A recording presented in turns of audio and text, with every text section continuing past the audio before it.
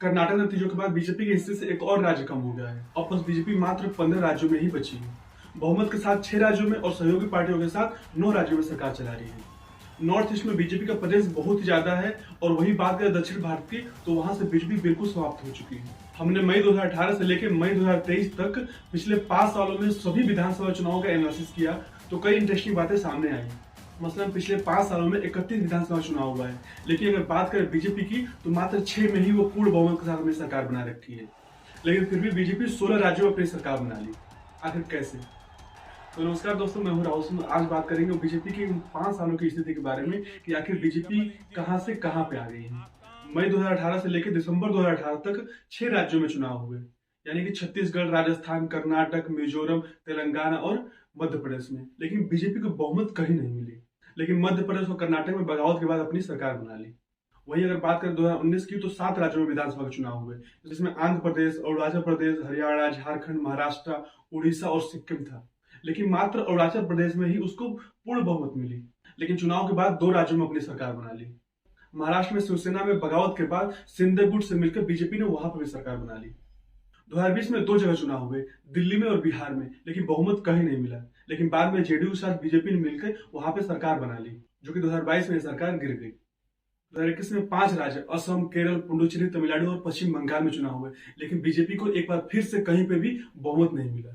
लेकिन पार्टी ने एआईएनआरसी के साथ मिलकर पुडुचेरी में और निर्दलीय के साथ मिलकर असम में अपनी सरकार बनाई। 2022 बीजेपी के लिए बहुत ही शानदार है। इस साल 7 राज्य गोवा, गुजरात, हिमाचल प्रदेश, मणिपुर, पंजाब तथा उत्तर प्रदेश में चुनाव हुए, जिसमें 4 राज्यों में पूर्ण बहुमत की सरकार बनाई, जबकि गठबंधन के साथ गोवा में भी अपनी सरकार बनाई। जनवरी 2023 से लेकर मई 2023 तक 4 राज्यों में चुनाव हुए, जिसमें त्रिपुरा, नागालैंड, मेघालय तक कर्नाटक शामिल है। लेकिन बहुमत मात्र त्रिपुरा में ही मिला। उसके बावजूद मेघालय तथा नागालैंड में गठबंधन के साथ अपनी सरकार बनाई। पिछले 5 साल में 31 राज्यों में विधानसभा का चुनाव हुआ है, जिसमें मात्र 6 राज्यों में ही बीजेपी को पूर्ण बहुमत मिला है। उसके बावजूद बीजेपी ने 16 राज्यों में गठबंधन के साथ अपनी सरकार बनाई है। 3 राज्य ऐसे हैं जहां पे दूसरे दलों के बागी विधायकों के साथ बीजेपी ने अपनी सरकार बनाई है। पहला आता है मध्य प्रदेश। ज्योतिरादित्य सिंधिया के साथ कांग्रेस के 20 विधायकों ने कांग्रेस से इस्तीफा दे दिया। उसके बाद जो कमलनाथ की सरकार थी वो अल्पमत में आ गई। इसके साथ उन 20 कांग्रेसी विधायकों के साथ बीजेपी ने अपनी सरकार बनाई। दूसरा आता है कर्नाटक। 2018 में कांग्रेस और जेडीएस के 12 विधायक जो थे वो बागी हो गए और इस्तीफा दे दिया। बाद में वो बीजेपी के साथ मिल गए और बीजेपी की सरकार बनी। तीसरा आता है महाराष्ट्र। एकनाथ शिंदे के साथ 56 में से 40 शिवसेना विधायक वो बागी हो गए और उनके इस्तीफा देने के बाद बीजेपी ने उनके साथ मिलकर अपनी सरकार बनाई। 7 राज्य जहां में गठबंधन करके बीजेपी ने सरकार बनाई। पहला बात करते हैं हरियाणा की। 2019 में सरकार बनाने के लिए 6 विधायक कम पड़ रहे थे। वहां पर बीजेपी ने जननायक जनता पार्टी के साथ मिलकर सरकार बनाई। अगर हम बिहार की बात करें तो बीजेपी ने जेडीयू के साथ मिलकर वहां सरकार बनाई थी। बाद में गठबंधन टूटने के बाद ये सरकार गिर गई थी। अब बात करते हैं पुडुचेरी की। एआईएनआरसी के साथ मिलकर बीजेपी ने यहाँ पे सरकार बनाई और ये पहली बार हुआ था जब कोई एनडीए की सरकार पुडुचेरी में सरकार बनाई है। गोवा में सरकार बनाने के लिए 1 सीट कम पड़ रही थी। उसके बाद एमजीपी के 2 विधायक और निर्दलीय के 3 विधायक मिलकर वहां पे सरकार बनाए। अगर हम बात करें नागालैंड की तो वहां पे एनडीपीपी के साथ मिलकर बीजेपी ने सरकार बनाई। मेघालय में बीजेपी नेशनल पीपुल्स पार्टी के साथ मिलकर सरकार में है। अब बात करते हैं त्रिपुरा की। त्रिपुरा में बीजेपी ने आईपीएफटी के साथ मिलकर अपनी सरकार बनाई। अगर हम बीजेपी की बात करेंगे तो आप सोचेंगे बस बीजेपी की डाटा दे रहा है, इसलिए हम थोड़ा सा कांग्रेस के बारे में बता देते हैं। जो लास्ट 5 सालों में 31 राज्यों में जो विधानसभा का चुनाव हुआ है उसमें मात्र कांग्रेस को 3 राज्यों में ही स्पष्ट बहुमत मिला है। उसके बावजूद वो 9 राज्यों में अपनी सरकार बनाई है।